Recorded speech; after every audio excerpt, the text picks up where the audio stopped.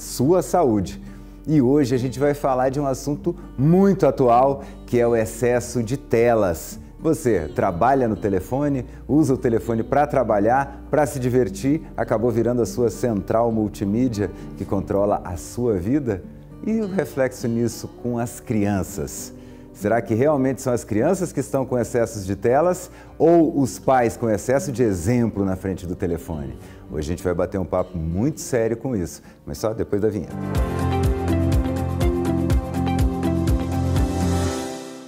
E para falar sobre isso, a gente está aqui com o doutor Marcelo Caixeta, que é psiquiatra, e a gente está recebendo ele aqui no estúdio para a gente poder falar um pouquinho sobre esse fenômeno, né, que virou uma extensão da nossa própria vida, que é o aparelho celular. Seja muito bem-vindo, doutor. Obrigado, eu que agradeço a você, a Unimed, que nos indicou, né?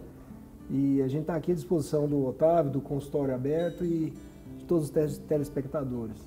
Eu acho legal que a gente está sempre falando, porque as crianças estão muito tempo no celular, as crianças, e cadê os adultos nessa história? Porque criança não compra telefone, criança não paga pacote de internet, os pais, de alguma forma, provêm isso para as crianças. Os pais, o que acontece hoje é um fenômeno muito complexo, né? Na psiquiatria, a gente não vê a tela como uma causa, né? Ela não é propriamente uma causa. Eu vou explicar sobre isso. Se você pegar os estudos, assim, os vários estudos que existem muitos, né? Milhares de estudos sobre isso, sobre o efeito da tela sobre a saúde psiquiátrica das pessoas. Os estudos mostram que piora, né? Que tela demais piora a saúde psiquiátrica, a saúde mental das pessoas. O problema é que esses estudos, eles são muito enviesados, eles têm um viés. Porque a pessoa que já tem um problema, certo, psiquiátrico, ela, seja ansiedade, seja isolamento, fobia, depressão, ou mesmo hiperatividade, né? Ou transtorno de humor qualquer, ela vai tender a se vincular ao celular. Ela vai tender a se vincular à tela.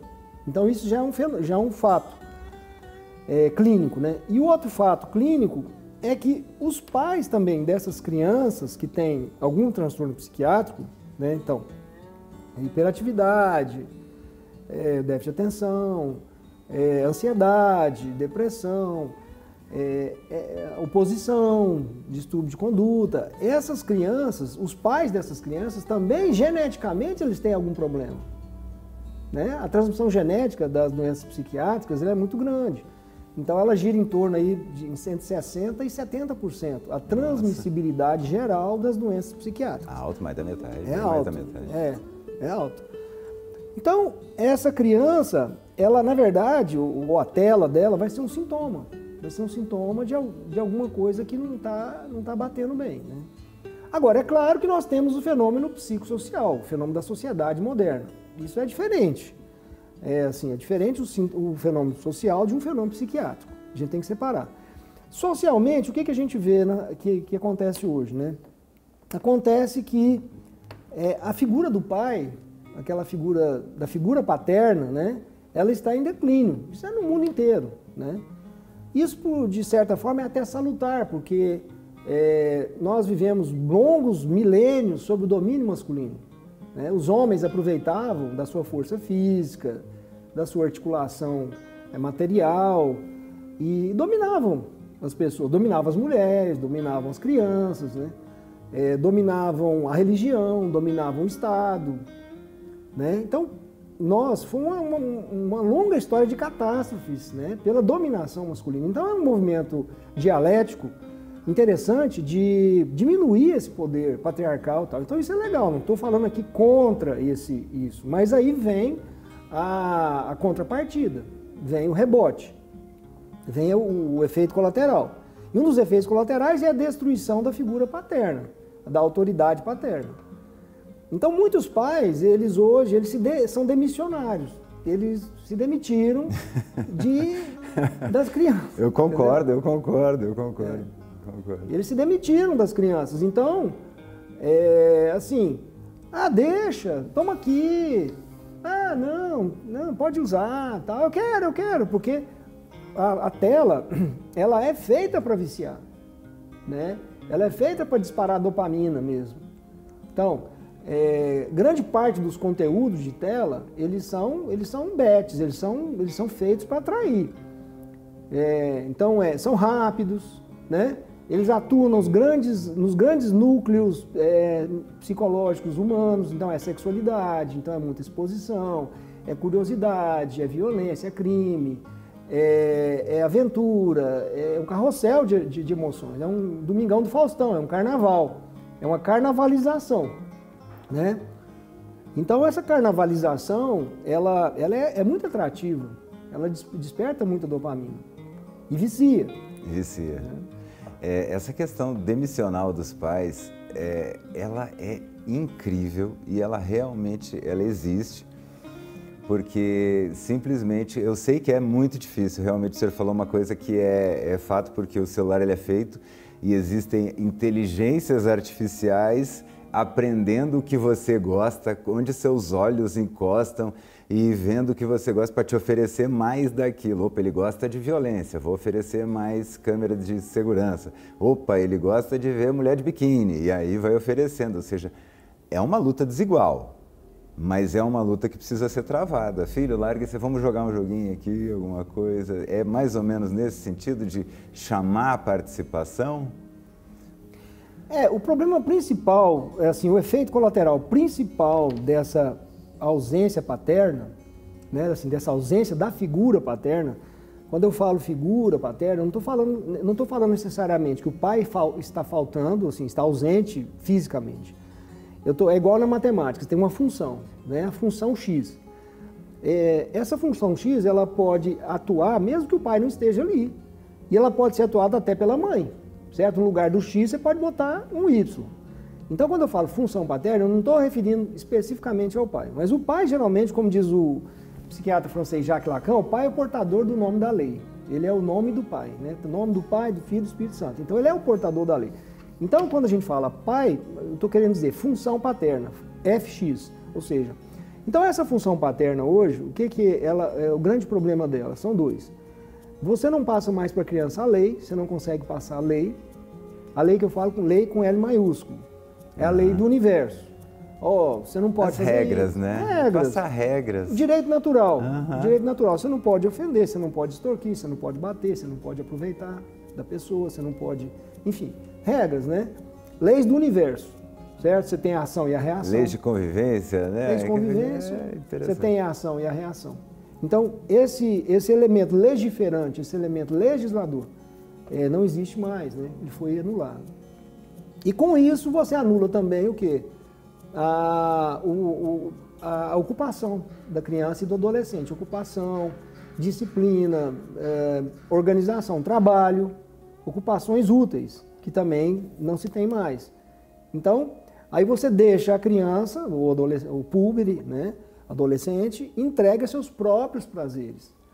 E ele, naturalmente, rarissimamente, tem os que gostam, igual você mesmo estava falando, de trabalhar, de estudar, os que já nasceram pronto, né?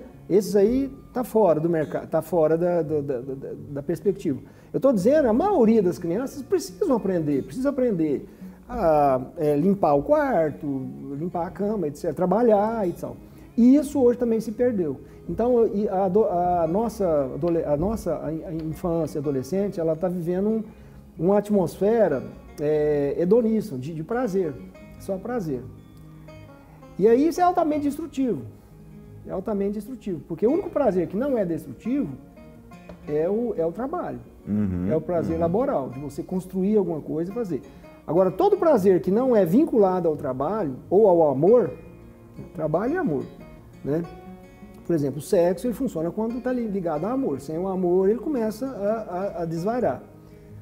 E tudo mais, né? Você tem que estar ligado... Assim, então, quando você perde essa âncora do trabalho ou do amor, que os pais não estão passando mais, né? Sobretudo o pai, aí você deixa a criança ou adolescente entregue à dopamina, ao prazer. E isso é altamente destrutivo. Isso não alimenta ele. E É engraçado como essa nova geração está encarando de uma forma completamente diferente o trabalho. Porque o trabalho ele não é só uma questão de você ir lá e pegar seu contra-cheque, o que você... Não. O trabalho ele tem muito a ver com aquilo que a gente coloca da gente na sociedade, né? Isso tem a ver ou eu tô falando bobagem? Não, é exatamente isso mesmo. Então, quer dizer, a nossa contribuição, quando você está lá atendendo, trabalhando, seja de recepcionista num hospital, num caixa de um supermercado, você está ali exercendo um serviço que a sociedade toda precisa, né? Então, a diferença do sorriso, né, que você consegue, às vezes... Eu não sei, eu estava brincando, eu fui comissário de voo durante muitos anos, né? Então, é muito natural que você esteja lá dando bom dia, e alguém passe por você e mande você para aquele lugar. Mas eu estou ali, eu ainda tenho 120 passageiros para entrar, eu não vou deixar que aquele ali estrague meu dia, eu vou continuar.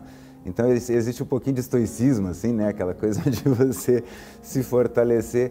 Hoje eu vejo os jovens indo trabalhar e na primeira vez que às vezes cometem um erro e que precisam dar aquela já sofrem um baque, que eles têm dificuldade de recuperar.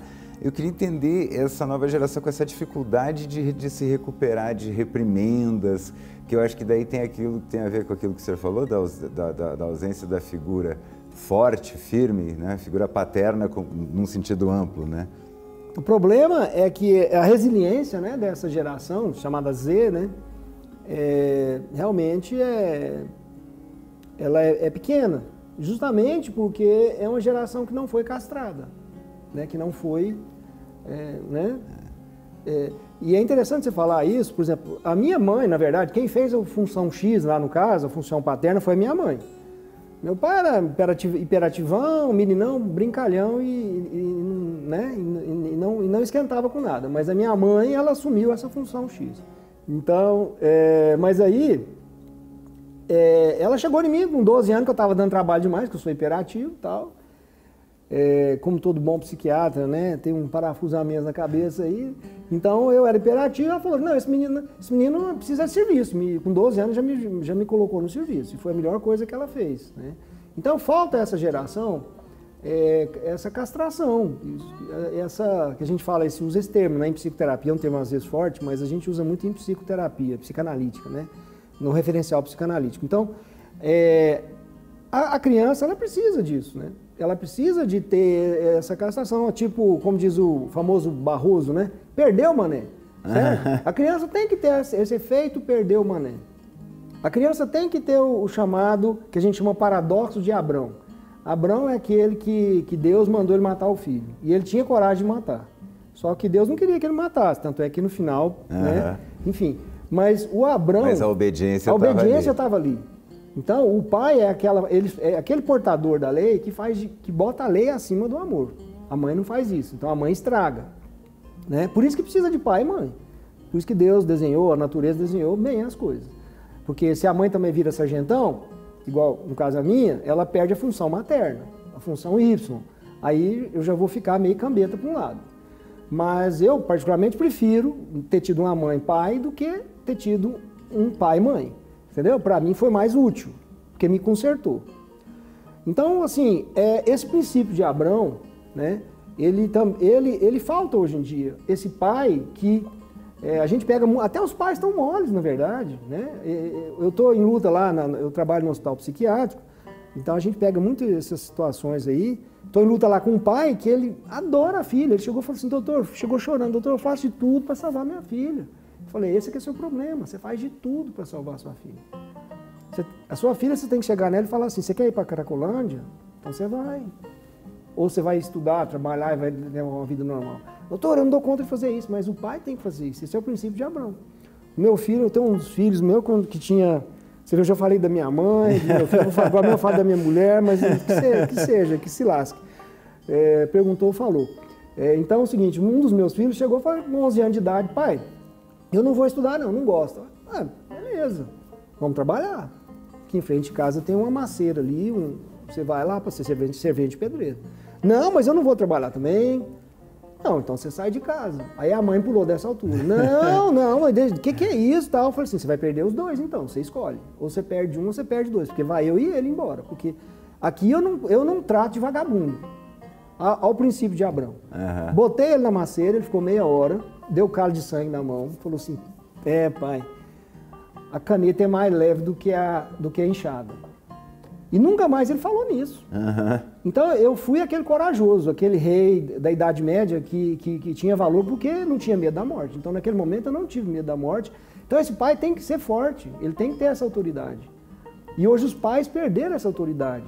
Né? Isso aí também é outro fato. Eles não só não exercem, mas eles também perderam isso aí. E eu brinco que é uma questão de linguagem. Eu não tive pai presente em casa, então minha mãe também teve que assumir. E é esquisito isso, né? Porque existe uma diferença e uma linguagem muito firme dentro de casa. Que a mãe, por exemplo, se a criança está subindo na janela, e eu quero que vocês percebam em casa, o filho de vocês ele vai mostrar isso. Tem horas que o filho da gente... ele vai fazer a coisa errada e fica te olhando para ver qual a reação que você vai ter. Ele fica te testando. E a mãe faz isso, filho, desce daí, porque senão você vai se machucar. E pai, ela vai dar toda uma explicação ali sobre as consequências. O pai já desce daí, guri, e o guri desce. Então, é uma diferença de linguagem, é uma diferença de imposição. As duas têm que estar, eu acho que as duas têm que estar lá. A mãe, por exemplo, quando a mãe vai fazer isso, né? A mãe às vezes até vai bater na criança. Eu vou te bater, menino. Não faz isso, não. Ou se não bate, tá? Tadinho, vem cá na mamãe. Senta aqui, quer dizer, ela anulou a lei.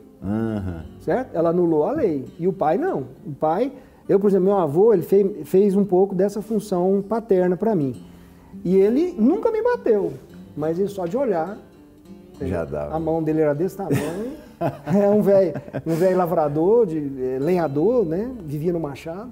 Então ele só olhava assim e assim, só aquilo já gelava. Então é a função paterna, não precisa nem bater, né?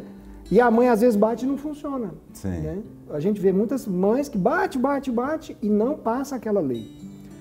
Então é a função do pai, que o pai, como eu falei, o pai é aquele rei da Idade Média que vai para a batalha na linha de frente sem medo de morrer. Eu, por exemplo, quando meu filho falou isso pra mim, isso foi sério, essa história, parece uma anedota, mas foi sério.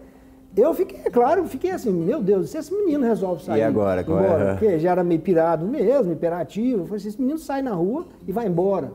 Mas eu tive que, é aquele momento ordálico, né? É aquela ordália que chama assim, que antigamente eles faziam rituais ordálicos na Idade Média também, jogava a bruxa dentro do rio, se ela boiasse é porque ela não era satanista, se afundasse, então são chamados rituais ordálicos.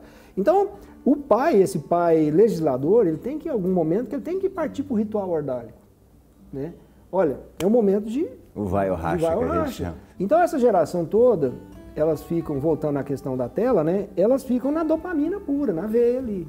Fica aquela geração farmacológica.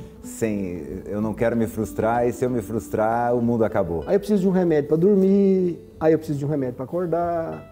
Aí a psiquiatria também entra nessa, que a gente vê que, infelizmente, grande parte dos psiquiatras, eles lidam nessa entra no jogo, né? Do remédio. Do remédio. Toma um remédio para hiperatividade, é hiperativo, toma aí um remédio para hiperatividade. Nós estamos lá com um paciente lá que está viciada igual cocaína, em remédio para hiperatividade, entendeu? Por quê? Porque não está se trabalhando essa questão existencial que nós estamos vivendo hoje, essa questão da sociedade moderna. O remédio ele serve para te dar um tempo para trabalhar a realidade, não é isso? O remédio é para quem está doente, né? Para quem está doente, não é para quem quer ter um performance muito bom, para quem quer dormir mais, quem quer, entendeu? É muito diferente. Ele não é recreativo. Ele não é cosmético. Sim, muito interessante. Medicina não é cosmética. E hoje nós vivemos uma época da medicina cosmética. Isso aí que a gente vê na mídia, né? Da cosmiatria, da medicina estética. A gente vê isso na psiquiatria. Eu quero passar no concurso. Eu quero ter um performance. Minha memória é ruim, minha atenção é ruim. Entendeu? Então essa cosmiatria, ou se não, meu filho é hiperativo, igual nós estamos lá com uma paciente lá. Doutor, ela não está conseguindo estudar porque ela tem déficit de atenção. Eu falei assim, não, sua filha não consegue estudar porque ela está na cachaça. Não. É diferente. Aqui não tem, aqui o bezerro chora e a mãe não vê. Aqui eu falo a verdade. Você não está me pagando para mim te engambelar, não. E eu também nem quero seu dinheiro. Aí entra no que você falou agora mesmo. Graças a Deus, Deus me deu condição de trabalhar por gosto, né? Uhum. Então eu não preciso de dourar a pílula para ninguém. Então eu chego e falo, ó, nesse caso aí, a sua filha, ela não é que ela não tem atenção. Ela tem atenção para outras coisas. É para as festas, para as baladas, para os namoros, borderline dela, que ela gruda nos namorados e vira aquela coisa. Ela tem energia para as bebidas, que ela está viciada e fumando, feito uma menina de 14 anos, 15 anos fumando, feito como diz, um caipora. Então, os pais não veem isso. E muitas vezes o próprio profissional também de saúde, no caso, aqui eu estou falando, lavando a roupa suja do psiquiatra, ele também às vezes não vê essa dimensão. Aí manda uma receita. É mais um remédio, entendeu? Para fazer parte daquela panóplia. Mais uma química. Mais uma química para resolver um problema existencial.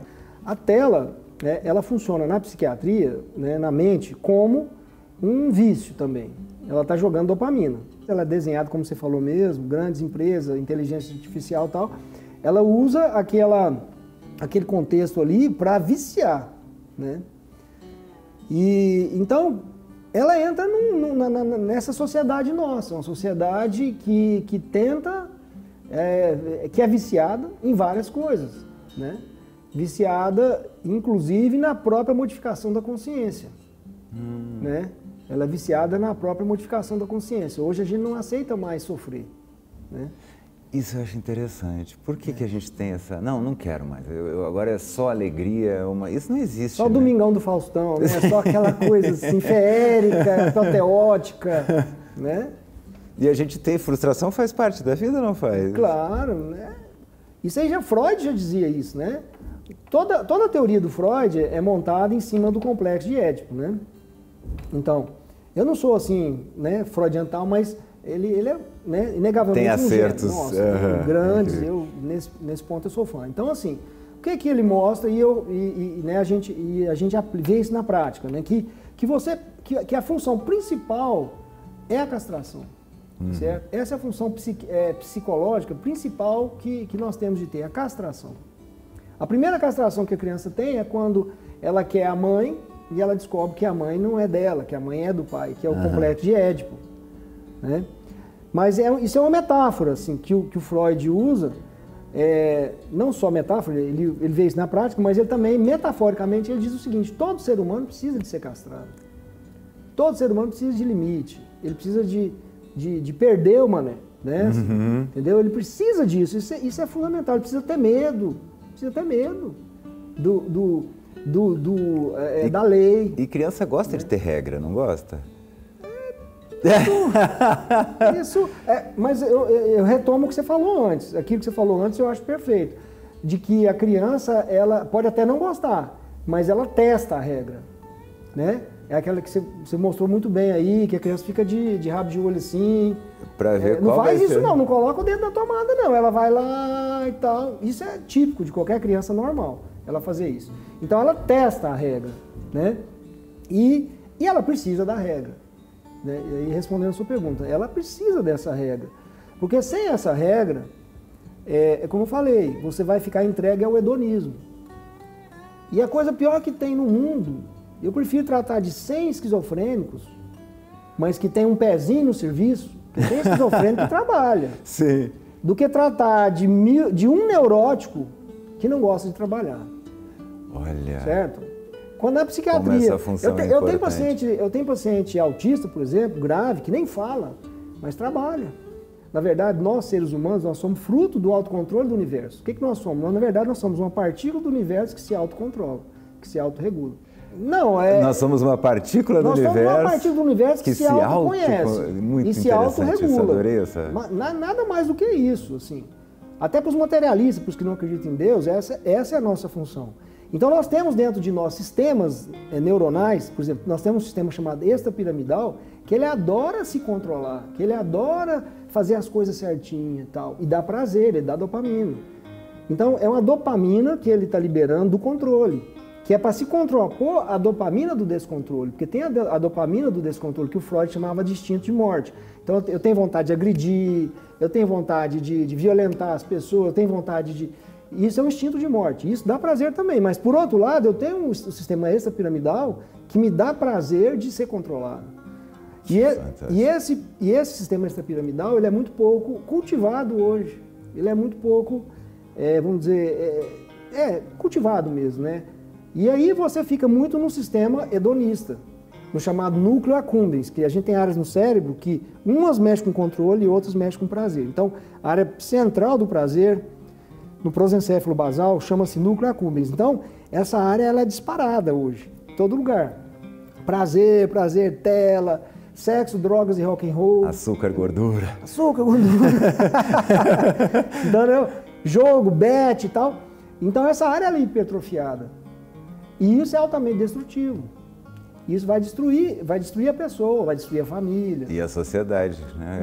Acaba sendo uma pirâmide que, se todo mundo pensar só em si mesmo... Por que nos Estados Unidos, por exemplo, tem hoje a epidemia dos opioides, né?